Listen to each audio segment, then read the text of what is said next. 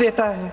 एक परिवार अपनी पूरी जिंदगी की कमाई बच्चे के सपने पर खर्च देता है और अब उन्हीं बच्चों को लगने लगा है कि आज इस देश में मेहनत से ज्यादा बेईमानी मायने रखती है, मेरिट से ज्यादा पैसा मायने रखता है। तब सिर्फ एक छात्र नहीं हारता, उम्मीद हारती है। इन परेशान बच्चों ने अपनी उम्मीदें आपसे साझा की। उनकी मांगे क्या थी कि पेपर लीक करके उनके साथ जो बार बार अन्याय किया जा रहा है उस पर कार्रवाई की जाए, कि जो सिस्टम उनके भविष्य को कुचल रहा है उसे सुधारा जाए, कि जो माफिया उन्हें घेरे हुए है उसे हटाया जाए, कि जिस मंत्री के कार्यकाल में ये सब हुआ वह इस्तीफा दे, कि उन पर बर्बरता करने वालों पर कार्रवाई की जाए और उसके लिए माफी मांगी जाए। बस यही उनकी मांग थी ना, कि जो शिक्षा और स्वतंत्र अभिव्यक्ति का अधिकार उन्हें संविधान ने दिया है उसे कायम रखा जाए। महोदय, हमारे एजुकेशन सिस्टम में कुछ समय से बहुत खामियां भर चुकी हैं। बच्चों पे जो प्रेशर डाला जाता है उसकी वजह से सैकड़ों बच्चों ने आत्महत्या कर डाली है। उससे भी ज्यादा बच्चे डिप्रेशन में डूब रहे हैं। परिवारों पर बच्चों को पढ़ाने लिखाने के लिए घूस, capitation fees, tuition fees, coaching fees आदि के घिनौने दबाव हैं। लोन लेने पड़ते हैं, सामान बेचना पड़ता है और उसके बावजूद कोई गारंटी नहीं कि उनके बच्चों के भविष्य मजबूत बन पाएंगे, क्योंकि बेरोजगारी चरम पे है। इस सरकार ने रोजगार पैदा करने वाले सभी सेक्टर्स को लगातार कमजोर किया। एग्जामिनेशन सिस्टम खुद फेल हो गया है। पिछले दशक में 152 पेपर लीक हुए, 750 करोड़ छात्र प्रभावित हुए, मगर एक भी दोषी, एक भी माफिया को सजा नहीं।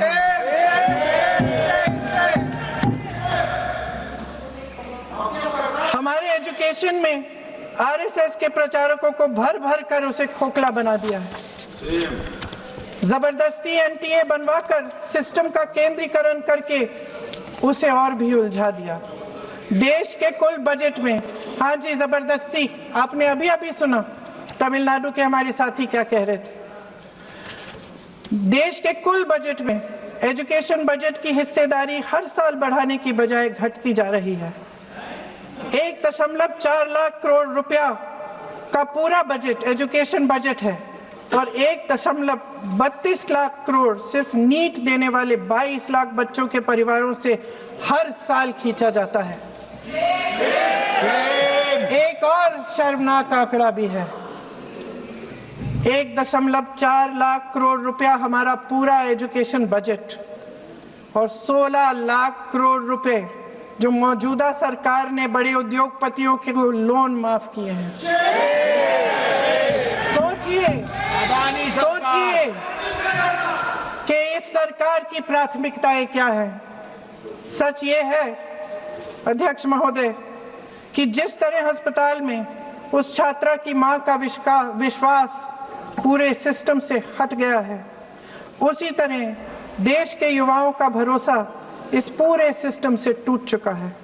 और जब इस तरह देश के भविष्य, हमारे युवा निराश होकर सरकार और सिस्टम से अपना भरोसा हटा देते हैं, तो उस भरोसे को फिर से बनाने के लिए सिस्टम के अंदर से जवाब नहीं ढूंढा जा सकता। उसके दायरे से बाहर निकलना पड़ता है, नए सिरे से ठोस प्रयास करने पड़ते हैं।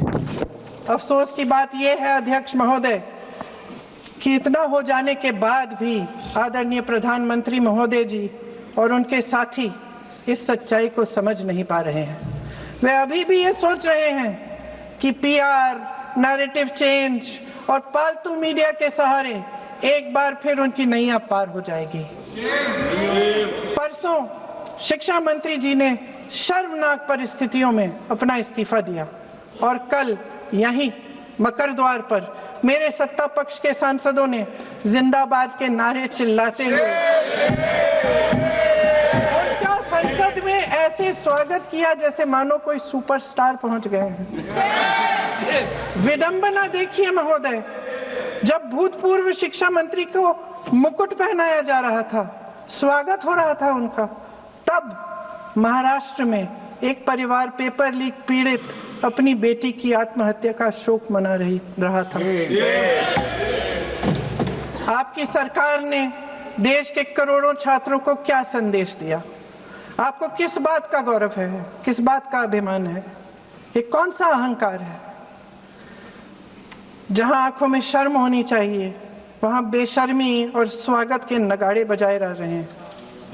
एक तरफ मातम है, दुख है, यहाँ फूल माला डाल रहे हैं। कोई आप पर कैसे यकीन करे? प्रधानमंत्री महोदय जी ने नया शिक्षा मंत्री चुना, एक ऐसे व्यक्ति को इस पद पर आसीन किया जिसने एक गर्भवती महिला के बलात्कारियों की रिहाई पर अपनी सहमति व्यक्त की, खुशी जताई। देश की करोड़ों लड़कियों को प्रधानमंत्री जी ने क्या संदेश दिया? सच्चाई बोल सर, अखबारों में है, अखबार में नहीं। मेरा कुछ भी बोल के चले जाते हैं क्या? ये तो कैसा क्या है इनके पास? ऐसा ही कोई आरोप लगा दीजिएगा, कोई नियम कानून नहीं है।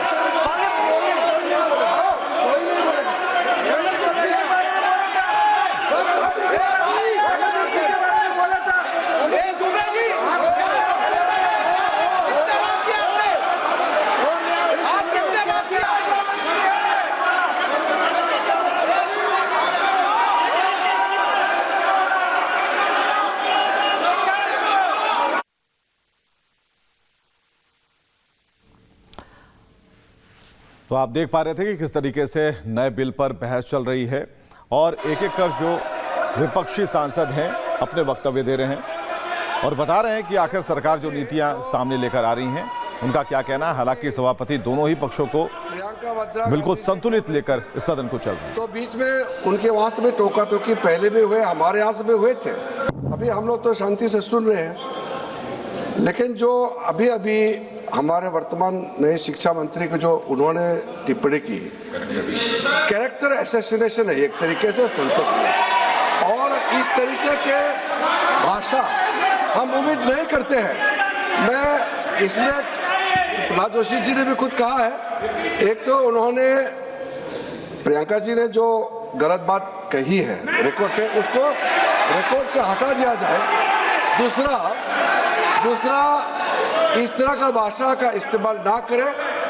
आपने डिबेट से पहले आपने अपील किया कि संसद में डिबेट का स्तर को नहीं गिराने चाहिए।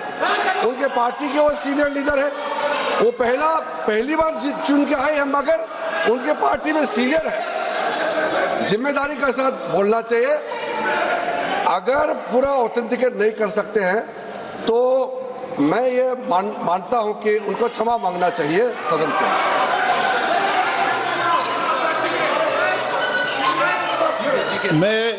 मेरा मत ये सदन के अंदर, ये सदन सर्वोच्च लोकतांत्रिक संस्था का सदन है, इसका एक एक शब्द हमेशा रिकॉर्ड में रहता है। मैं माननीय सदस्य से आग्रह करूंगा कि बिना तथ्यों के हमें इस तरीके के सदन के पटल पर बात नहीं होनी चाहिए।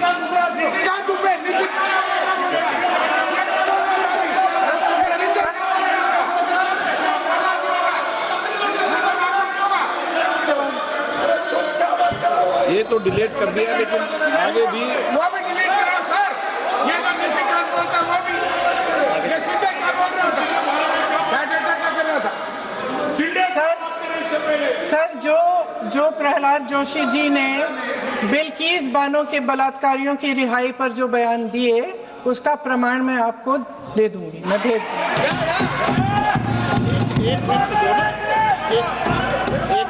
मैं ऑथेंटिकेट कर लूंगा। स्पीकर का डायरेक्शन 115, उनको पहले ऑथेंटिकेट करने का ये सर, ऑथेंटिकेट करेंगे उसके बाद वो आगे बढ़ेंगे, ऐसा नहीं होगा। पहले ऑथेंटिकेट करने दो सर, उनको ऑथेंटिकेट करने के लिए कहिए, ऑथेंटिकेट करने कहिए उनको।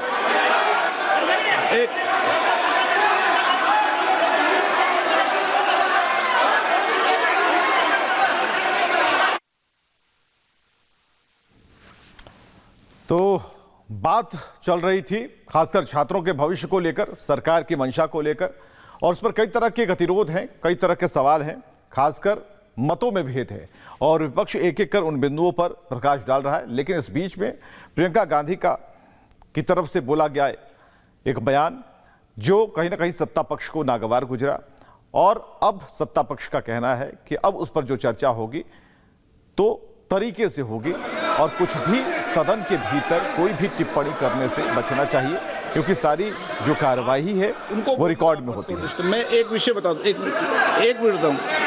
नियम 353 के अंदर फिर मैं एक बार स्पष्ट कर दूं, किसी भी सदस्य द्वारा किसी भी व्यक्ति के विरुद्ध मानहानि या अभियोगात्मक प्रकृति का कोई आरोप नहीं लगाया जाएगा जब तक कि सदस्य ने अध्यक्ष और संबंधित मंत्री को पर्याप्त अग्रिम सूचना नहीं दे दी हो।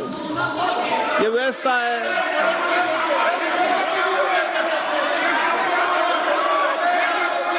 क्या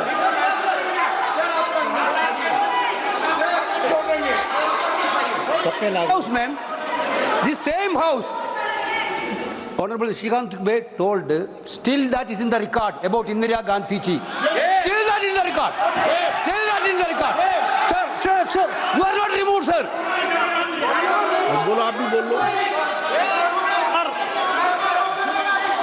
सर, केसी वेणुगोपाल जी ने जो नाम लिया है और मैं नेहरू जी के बारे में जो बात कहा है मैंने, सर, मैं उस पर कायम हूं और मैं किताब जो है ऑथेंटिकेट करने के लिए तैयार हूं। अय्याज थे नेहरू, अय्याज थे। मैं फिर दोबारा रिपीट कर रहा हूं, आई एम अगेन रिपीटिंग। यही फैक्ट है और मैं किताब में ऑथेंटिकेट करके दे रहा हूं। I am authenticating that book.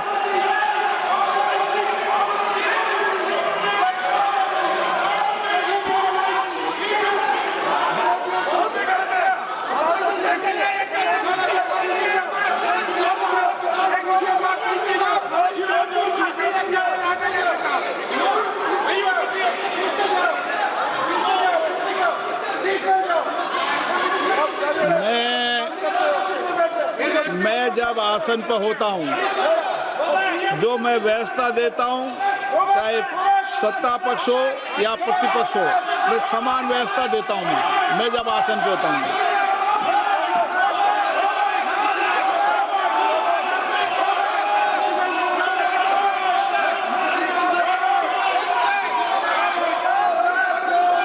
Please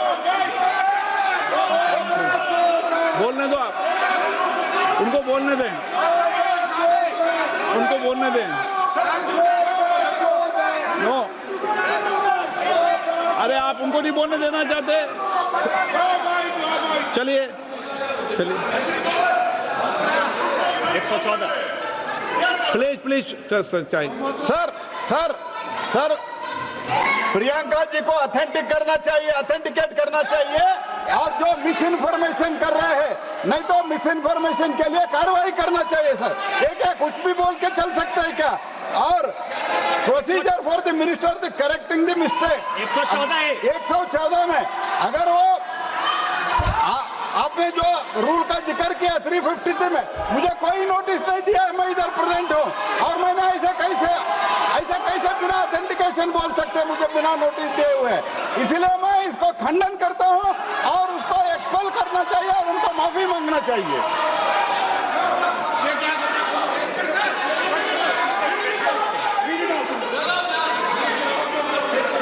नहीं, ये चैप्टर आगे नहीं बढ़ेगा सर। बिल पे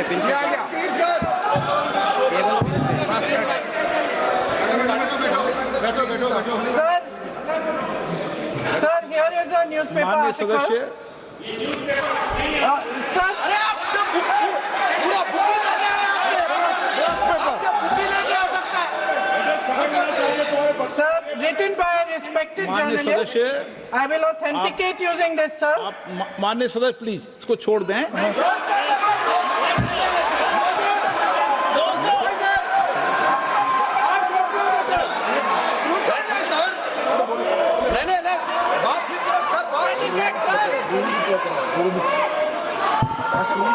सर, अगर जोशी जी अपने बयान का इस खंडन कर विधेयक रहे पर ही हैं, चर्चा होगी।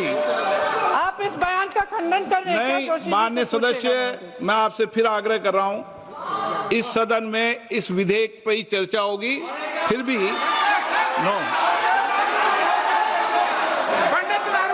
ये विधेयक का विषय नहीं है। आप नो, आप बोलो तो विधेयक पर बोलो, ये मेरी अपेक्षा आपसे। प्लीज छोड़िए, इस विषय को छोड़िए।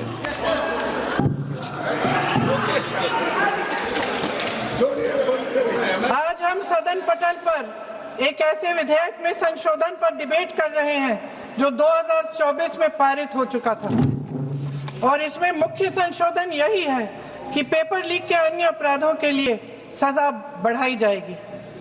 मगर जब से ये विधेयक पारित हुआ तब से अब तक इस सरकार ने एक भी अपराधी को सजा नहीं दी। आपने देखा है कि कल और परसों से फेस रिकॉग्निशन द्वारा प्रदर्शन करने वाले बच्चों के नाम और पते सार्वजनिक किए जा रहे हैं, मगर यही काम पेपर लीक करने वाले अपराधियों के लिए अभी तक नहीं किया गया। ना इस विधेयक में पेपर लीक रोकने के कोई ठोस कदम है। इससे देश के युवाओं का भरोसा कैसे बनेगा? अध्यक्ष महोदय, आदरणीय प्रधानमंत्री महोदय जी को आपके माध्यम से मैं कहना चाहती हूं कि शायद उन्हें अपने सलाहकार बदलने चाहिए। वे असलियत से एकदम टूट चुके हैं। नई कमेटियां बनाने से काम नहीं चलेगा। उनका अध्यक्ष चाहे कोई भी हो, राधा कृष्ण कमेटी भी व्यवस्था में सुधार लाने के लिए बनी थी। आज तक उसकी एक सिफारिश लागू नहीं हुई है, और इस नई कमेटी में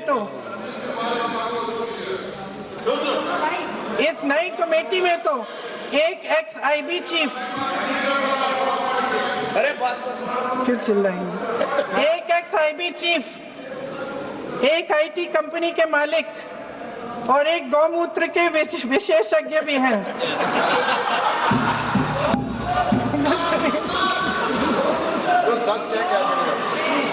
इन्हें शिक्षा के बारे में क्या पता जी? सच है। आप आज मेरे से नाराज हो रहे हैं, पर मुस्कुरा लीजिए। वो आपने भी चुनाव लड़ा।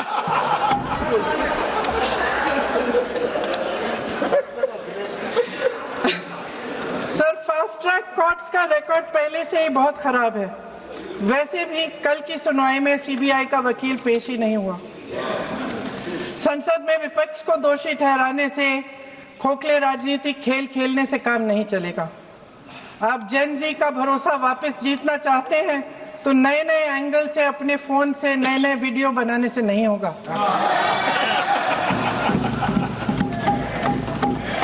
प्रधानमंत्री जी को कैमरे का एंगल नहीं, दिल का एंगल बदलना पड़ेगा। ये जनरेशन जागरूक है, समझता है, झूठ पहचानने की उसकी अपार क्षमता है। इनका दिल और दिमाग जीतने के लिए आपको सच्चाई पर उतरना पड़ेगा। आपके शासन के चलते इस नौजवान पीढ़ी के साथ घोर अन्याय हुआ है, बर्बरता हुई है।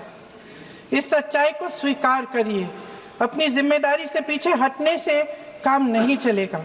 आदरणीय प्रधानमंत्री महोदय जी, आपको जिम्मेदारी लेनी पड़ेगी, ठोस कदम उठाने पड़ेंगे। शिक्षा विशेषज्ञों को इकट्ठा कीजिए, छात्रों, अध्यापकों, सभी स्टेक होल्डर्स को साथ लेकर, अन्य विचारधाराओं के थॉट लीडर्स के साथ गहरी चर्चाएं करवाकर एक नई शिक्षा प्रणाली तैयार कीजिए।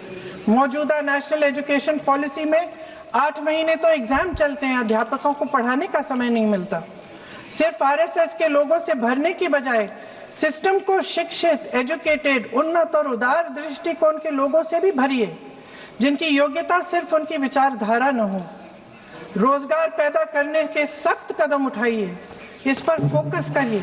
मेडिकल कॉलेजेस की संख्या बढ़ाइए, चिकित्सा शिक्षा का विस्तार कीजिए, ताकि ये बच्चे जो मेहनत कर के भी अपने भविष्य नहीं बना पा रहे हैं, एक उज्जवल भविष्य का सपना देख पाए।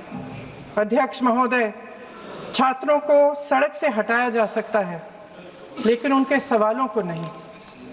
हर लाठी जो किसी लड़की पर किसी लड़के पर चली है, वे बच्चों की पीठ से ज्यादा सरकार की साख पर पड़ी है। देश के नौजवान न्याय मांग रहे हैं, भीख नहीं। वे यहाँ सरकार गिराने नहीं, अपना भरोसा बचाने के लिए आए थे। अध्यक्ष महोदय, आपके माध्यम से मैं सरकार को कहना चाहती हूँ, अपनी साख बचाइए, अपनी नीयत ठीक करिए, अपनी अकड़ का इलाज कीजिए, अपने वादों पर अमल कीजिए। आपके शासन में हमने बड़ी बड़ी चोरियां देखी हैं, चुनाव में वोटों की चोरी, राम मंदिर में चंदा की चोरी, आपके उद्योगपति मित्रों द्वारा देश की संपत्ति की चोरी, किसानों की जमीन की चोरी। लेकिन सबसे बड़ी चोरी, हाँ ठीक है, सबसे बड़ी चोरी तब हुई। कहिए, बोलिए।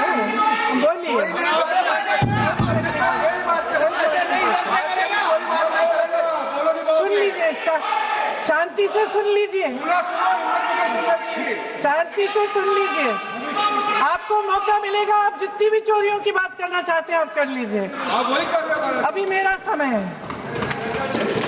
सबसे बड़ी चोरी तब हुई जब देश के नौजवानों के भविष्य, उनके सपने चुराए गए। भविष्य की चोरी, सपने की चोरी किसी भी चोरी से कहीं बड़ी होती है महोदय।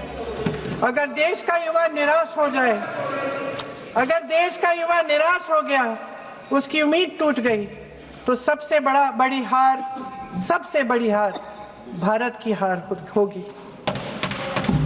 और हम कांग्रेस और विपक्ष के लोग जान दे देंगे, मगर भारत की हार नहीं होने देंगे। जय हिंद। सर, अब तो मुस्कुरा लीजिए, भाषण खत्म।